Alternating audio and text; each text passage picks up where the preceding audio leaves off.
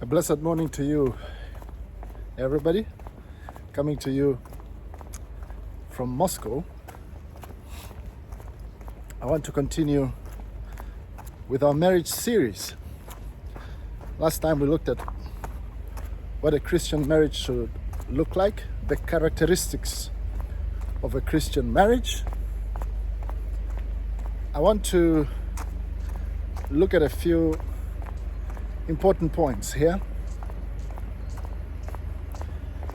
that it has become too common a sight for young people, older people, you could say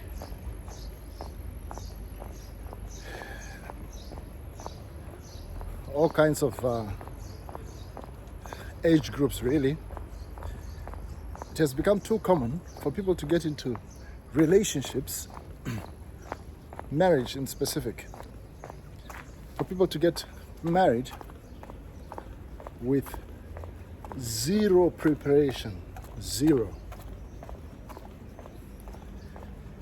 It is not a surprise these days to hear of stories whereby a young man finds a girl, gets a number, begins to talk to her over the phone. They've never met in person. And then after a few months of online communication, phone calls, then they decide to get married. And even more shocking is that they decide to get married on the first day when they meet in person. So they've been communicating for many days, many months sometimes. They have not seen each other. And then the day they finally meet becomes the day of their wedding day. I think that is irresponsible. I think that is very naive. That is ill-informed. That is just plain risk-taking. That is unfathomable. That is unbelievable. And that, my friend, is somebody gambling their lives for the sake of temporary pleasures. And I would advise you to stay away from such type of risk-taking.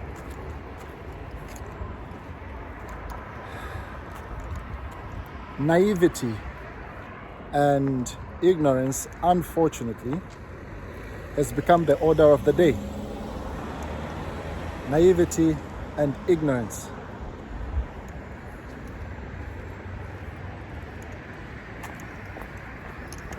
What do I mean? Naivety and ignorance. What I mean is without even taking time to seriously get to know the other person, let alone the other person, to seriously get to know yourself, to get to understand yourself, who you are as a man, who you are as a woman, what you are capable of, just even to do a SWOT analysis of yourself. What are my strengths, weaknesses? What are my threats, right? Opportunities. What is my character like? Do I have bad habits that I need to change before getting married? And unfortunately, a lot of unmarried people think that they don't need to change. They think that I'm fine as I am. If anybody needs to change, I know who it is, but it's not me. I'm fine the way I am. I'll get married the way I am. Ain't nobody going to change me. And so they get married, and they want to have that kind of agreement with their future husbands that when we get married, I'm not going to change, and do not expect me to change.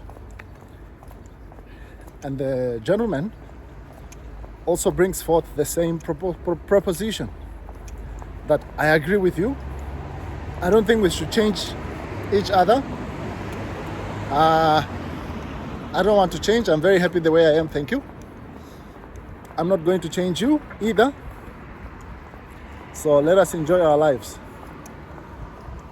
But that kind of wishful thinking is not compatible with reality. Now, I'm not suggesting that you should get married and have your guns trained to force your wife or your husband to change. Not at all.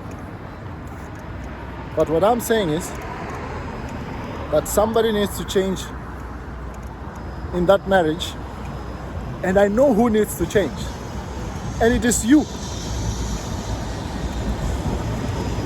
I know who needs to change in that marriage, and it is you. Yes, you listening to me. It's not your husband that needs to change, but you. Oh yes, husband, you are saying I'm talking to your wife that she needs to change, but I am also talking about you, my friend. So don't look at your spouse and say my spouse needs to change. Look at yourself and realize that you need to change even before you get married. So if there is one thing that you can count on before you get married, it's the fact that change is coming and change is on its way. So you will change, you have to change, you must change. Otherwise then, you're wasting your time getting married if you don't want to change. Because for a fact, you will change. Things are not what they seem to be. And so, but I was saying that there is a lot of ignorance and naivety when it comes to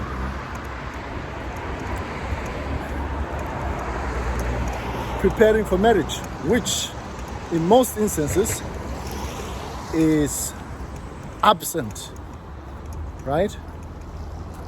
In most instances, marriage preparation is absolutely zero.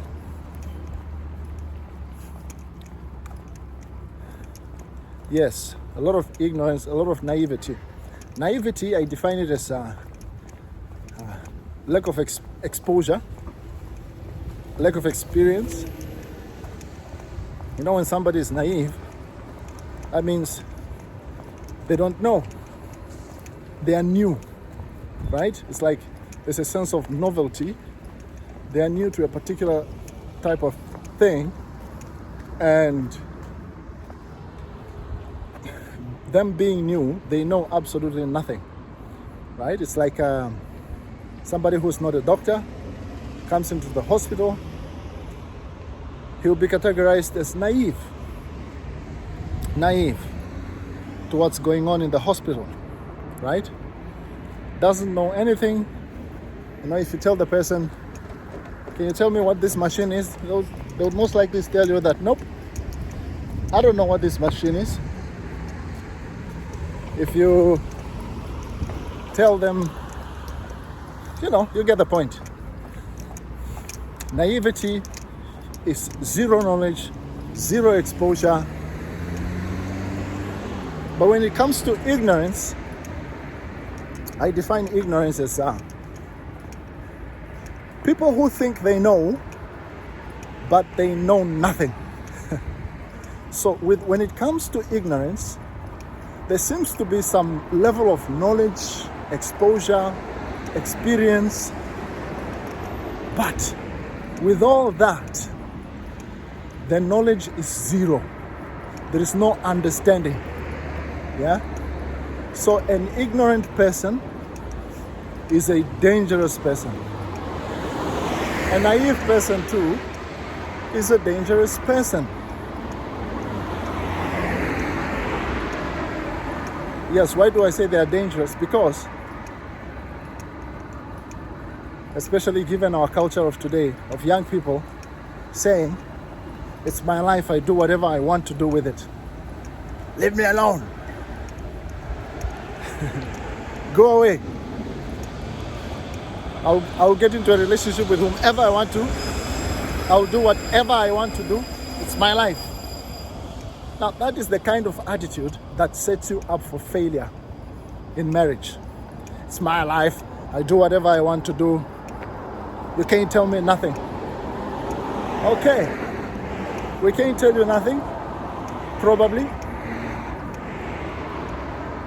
But if you want to have a successful marriage, then you cannot afford to get married with that kind of stinking attitude.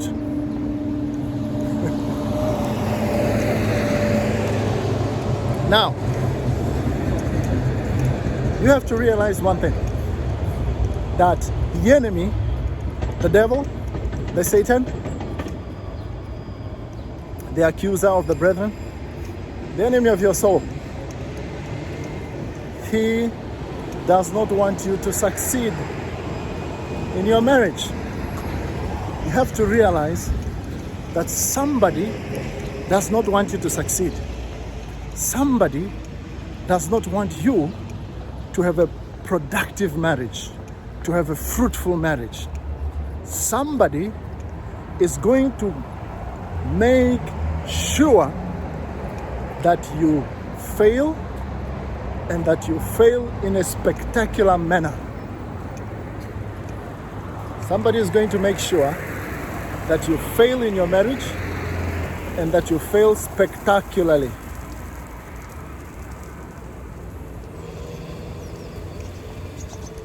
Yes.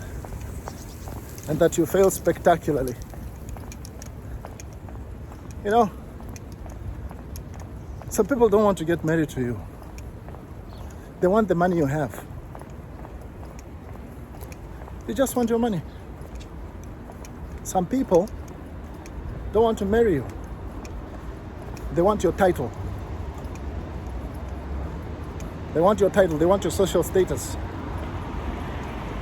Doctor's wife. And once they achieve that, then they say the curse has been removed from me. I can now do whatever I want to do. Right? All they wanted from you is the marriage paper, so that they could say, I've been married once. So that they could go to the court and say, this guy is abusive to me. I don't want to be married to him anymore. And then obviously, the court is now going to order you to be paying for her maintenance. So you get married to somebody whom all they want from you is maintenance, right? So once they get married to you, then they divorce you, and then they demand that you pay for their maintenance, that you pay their living cost. That is very wicked. And if you think that you don't need premarital counseling, you don't need anybody to tell you what to do, you are highly likely to encounter such a person. You are highly likely, you have a high chance of getting married to such a person who will milk the hell out of you. There are some people who are on a mission to get married to as many people as possible.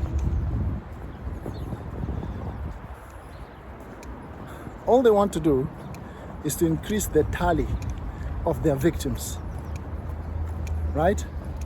They even have a quota. They even have an objective to say, by the end of this year, I want to have married 2 people.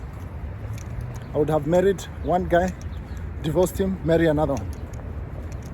And guys do the same thing as well. Men do the same thing. There are men who do exactly the same thing.